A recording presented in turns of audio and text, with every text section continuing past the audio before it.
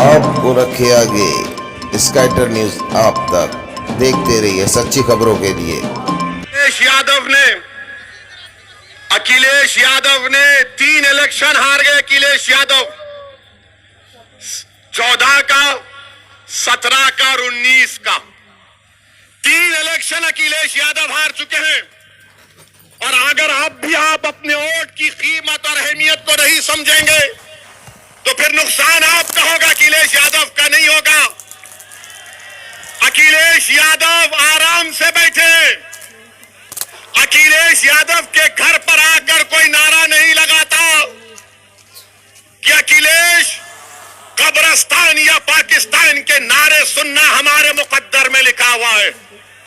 अखिलेश यादव के घर पर आकर कोई पत्थर नहीं फेंकता, मेरे घर पर आकर पत्थर फेंकता है। अखिलेश यादव जेल को नहीं जाएंगे, जेल को जाना हमारा मुकद्दर बना दिया गया। अखिलेश यादव का एनकाउंटर नहीं होगा, एनकाउंटर मेरा है, हर गोली पर मेरा नाम लिखा है। अखिलेश यादव के बच्चे सुनो मेरी बात को। अखिलेश यादव के साथी उनकी औलाद अच्छे बड़े बड़े स्कूलों में पढ़ेगी। मेरे बच्चों को स्कूल में पढ़ाने के लिए स्कूल नहीं है, स्कूल है तो फीस देने का इंतजाम नहीं है। अखिलेश यादव के यादव बरादरी के लिए उनके नौजवान ग्रेजुएट हो जाता है, मुसलमान ग्रेजुएट नहीं हो सकता। बताओ फिर कौन आवाज उठाएगा? आपको लड़ना है, मैं नहीं। मेरी जिंदगी का कोई भरोसा नहीं है। मैं आपको एक पैगाम देने आया हूं मेरे अजीज दोस्तों और बुजुर्गों। आप सिर्फ एतमाद हासिल करो, डर से आगे निकलो।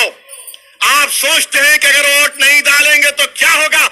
आपने 3 मर्तबा वोट दिया ना, 14 में, 17 में, 19 में, तो क्या हुआ?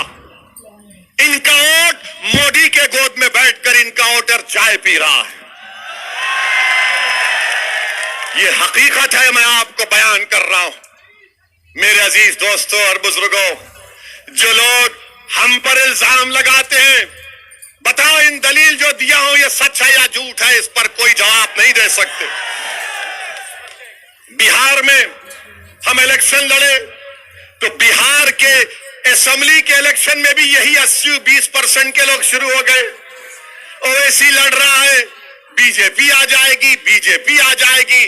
बिहार में आरजेडी और कांग्रेस और माले का अलायंस हुआ। करीब 70 सीट पर कांग्रेस लड़ी और मंजलिस 19 सीट पर लड़ी।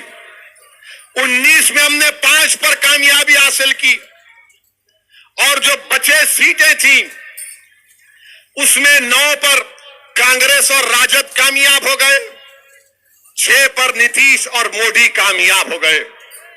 हमारी वजह से नहीं हुए। अब बिहार में 2 विधानसभा का बाई इलेक्शन हो रहा है। जो बिहार में ओवैसी को गालियां देते थे, क्या क्या बकवास बकते थे, क्या क्या इल्जामात मुझ पर लगाए, मैंने उन तमाम इल्जामात लगाने वालों को अल्लाह के हवाले कर दिया हूं। अल्लाह फैसला करेगा उसका इंशाअल्लाह ताला। उस वक्त अब बिहार में 2 विधानसभा के बाई इलेक्शन हो रहा है। 30 नवंबर को पोलिंग है। 1 साल पहले तक ओवैसी को गाली देने वाले आज कांग्रेस और आरजेडी एक दूसरे का मुकाबला कर रहे हैं। बताओ आप इनकी मुनाफिकत देखिए, इनका ड्रामा देखिए। आरजेडी लालू और कांग्रेस के राहुल एक तरफ दोनों लड़ रहे हैं।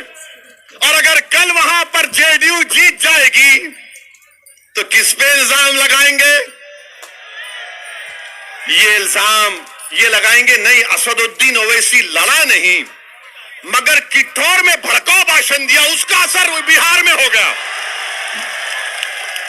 अरे पापियों, अगर 50 साल का बच्चा शादी नहीं करता तो मैं जिम्मेदार? कल भैंस और गाय दूध नहीं देगी तो मैं जिम्मेदार? सुबह में मुर्गी तहज्जुद में बांग नहीं देगी तो मैं जिम्मेदार? अरे तुम्हारी कमजोरियों, तुम्हारे झूठ, तुम्हारी मक्कारी तुमको इंशाअल्लाह एक दिन तबाह बर्बाद बात कर रही। अब आप बताइए, बिहार में कांग्रेस और लालू एक दूसरे से मुकाबला कर रहे हैं और यहां पर आकर कह रहे हैं ओवैसी वोट काटने आया है। मगर जब हम ये बयान करते हैं तो फिर तुम हमसे क्यों वोट मांगते हो? हम क्या तुम्हारे गुलाम हैं? हम क्या, हमारे मुकद्दर में लिखा है कि एक को डाले बाप को डाले, बेटे को भी मुख्यमंत्री बनाया, एक एक परिवार से तीन तीन को प्रधानमंत्री बनाया, कितनों को यहां पर विधानसभा भी जाया, सांसद बनाया, मगर इंसाफ कहां हुआ बताओ? यही मंजलिस की लड़ाई है इंसाफ की। मेरे अजीज दोस्तों और बुजुर्गों, फिर मौलाना कलीम सिद्दीकी को जानते मौलाना कलीम सिद्दीकी को? कितने लोग जानते? हाथ उठाओ। वही हाथ वैसा ही रोको। कितनों ने कलीम सिद्दीकी का नाम लिया? कौन सी पार्टी ने नाम लिया बताओ? क्या सपा ने लिया? क्या बीएसपी ने लिया? क्या कांग्रेस ने लिया? क्यों नहीं लेते? पूछो अपने आप से। इसलिए नहीं लेते कि कलीम का नाम लेंगे तो शाम नाराज हो जाएगा। अगर कलीम का नाम लेंगे तो शाम नाराज हो जाएगा। अगर कलीम का नाम लेंगे तो योगी नाराज हो जाएगा। अगर कलीम का नाम लेंगे तो मोदी नाराज हो जाएगा। इसीलिए कलीम का नाम नहीं लेते। मेरे अजीज दोस्तों और बुजुर्गों, हम ही तो बोल रहे हैं मौलाना कलीम सिद्दीकी के बारे में। ये लोग नहीं बोलेंगे। ये कैसा बोलते हैं? इनके पास जो इनके मुस्लिम दुम छल्ले जिसको कहते हैं,